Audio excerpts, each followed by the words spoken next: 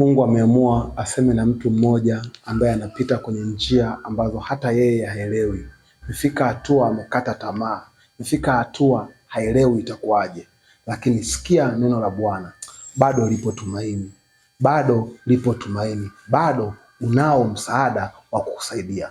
Maandiko matakatifu kwenye kitabu cha Warumi 12 mstari wa 12 yanasema, kwa tumaini mkifurahi, katika dhiki mkisubiri, katika kusali mkidumu.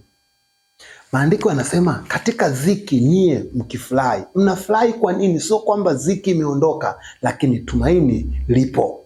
Tumaini lipo. Haijalishi unapita kwenye njia ya namna gani, bado liko tumaini. Haijalishi umesongwa na mambo ya aina gani, hata kama kila kitu kinaweza kikanyamaza, tumaini la Kristo halitanyamaza. Kwa nini? Ukisoma kwenye kitabu cha Ufunuo anasema yeye anayempanda mwanapunda ni mwaminifu.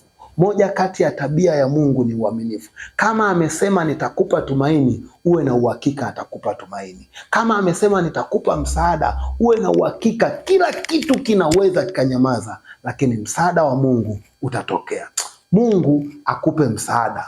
Mungu akutokee katika namna ambayo utauona msaada wake kama kitu pekee ambacho ulikuwa unakihitaji na umekipata. Unasikia hali ya hofu, unasikia hali ya kuugua, unasikia hali ya kuumia. Mtu wa Mungu, imarika ndani, imarika ndani, imarika ndani. Mungu aachilie Roho wake Mtakatifu, akutie nguvu. Kama ni mafuta, akupe mafuta mapya.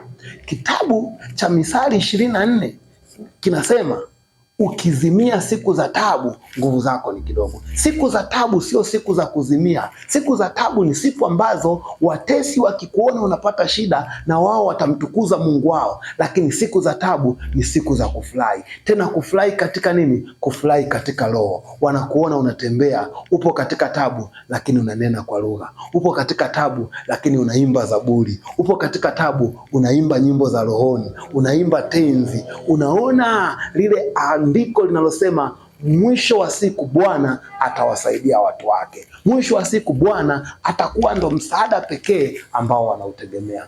Mungu akupe msaada